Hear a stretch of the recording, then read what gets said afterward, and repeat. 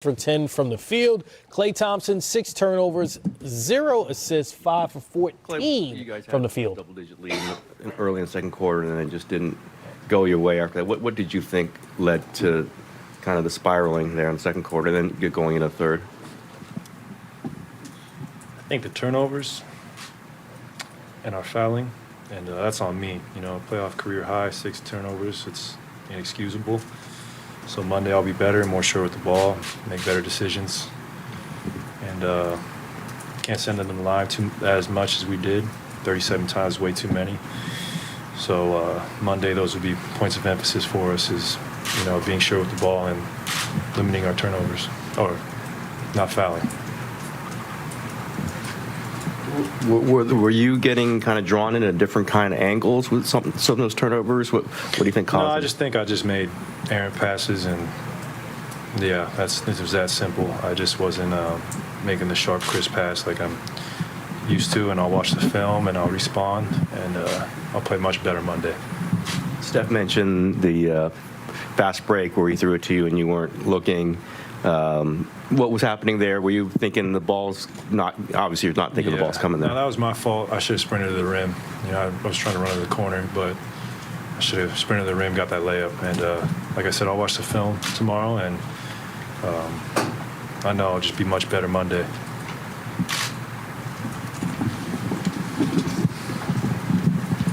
Klay, I know you were talking about how you were looking forward to playing here in front of friends and family. What was that like, just, you know, first time playoff game here at Staples, or Crypto?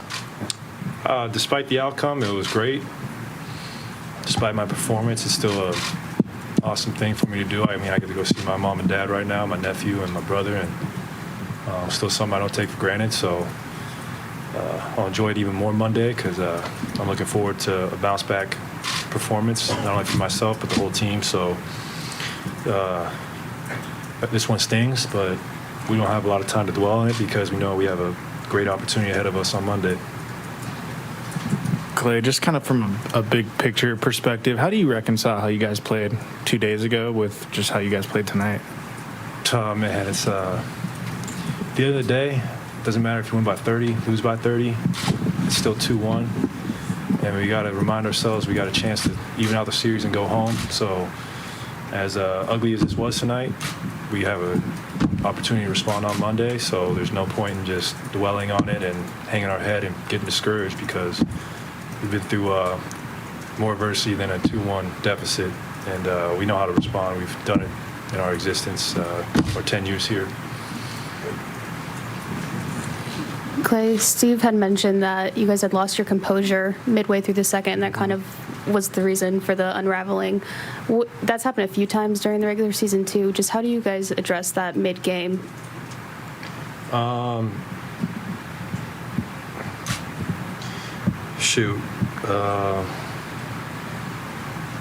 Just being mentally tougher and coming together as a team rather than splintering. And Monday is a great opportunity for us to show what we're about, and hopefully our toughness. I think we are a very tough team, and we got punked tonight, unfortunately, on the boards, on the glass, or at the free throw line. So it's on us to watch the film, dissect it, and be better. Klay, on that note, what's key in adapting to how the game is called, even if that might change game to game? More emphasis to play with our hands back, stay on our feet, and contest without fouling. And yeah, do those 3 things and put ourselves in a good position.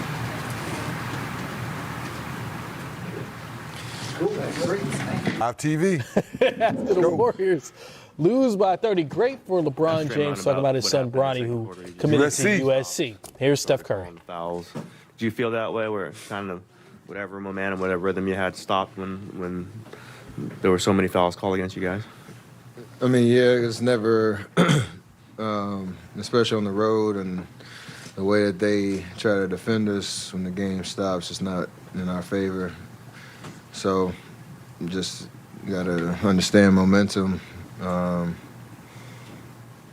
a game, like 2 different styles of play, it all matters. So there's a turnover where me and Klay had a little miscommunication in transition. And then we got to remind ourselves we got a chance to even out the series and go home. So as ugly as this was tonight, we got a chance to and then the barrage of whistles and all that stuff changed the momentum quickly. That was really the point where they felt like they got life, and they finished off the quarter strong, and it carried over into the second half. So we gotta respond.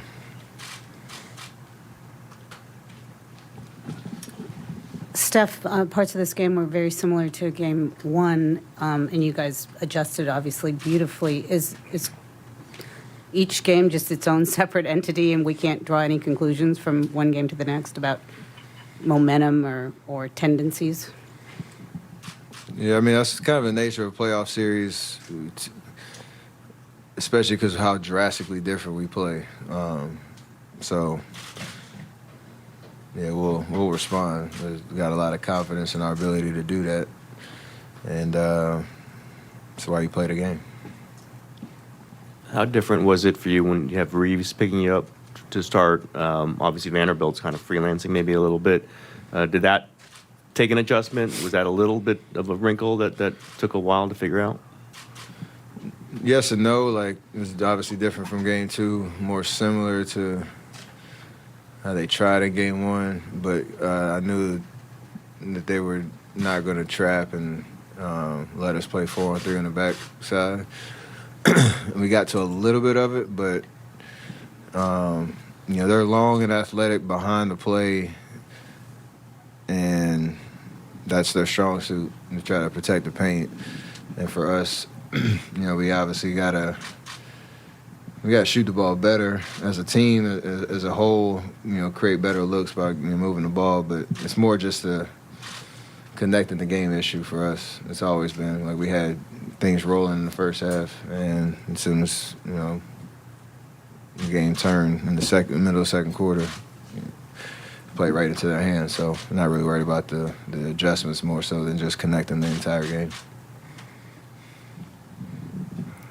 Hey, Steph, whether it's calls that stop the momentum of a game or you guys not getting calls you'd like, what can you guys draw from the team's obvious experience to navigate through those things?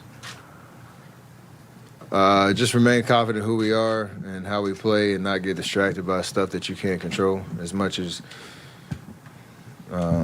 it's frustrating, that's the test that every team has to go through throughout a series, is blocking out all that type of stuff as much as you can. We obviously know who we are and what we're capable of, and all the things we always say after a loss, and excited to get back out there on Monday.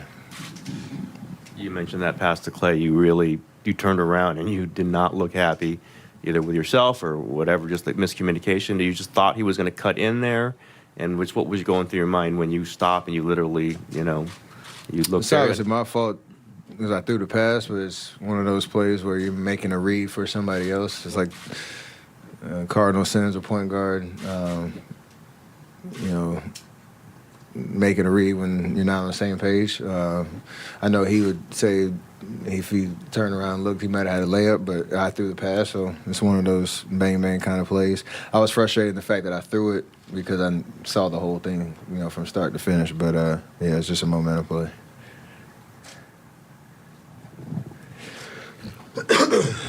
I know you guys have talked about not waiting to get behind or down to kind of find that next level.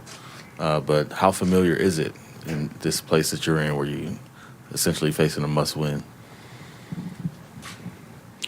I mean, how many series have we been in since it started? You find yourself in a lot of different scenarios, so you can draw back on pretty much anything, and that is one of the scenarios we've been in, and we've responded. So that's why you sit up here with a lot of confidence that we can do what we need to do to win Game 4. So at the end of the day, you just got to go do it. Like, that's the beauty of a series, and having an opportunity to throw this one in the garbage and move on. And that's the challenge too. Like, we have to be able to, again, just focus on the things that we need to combat, what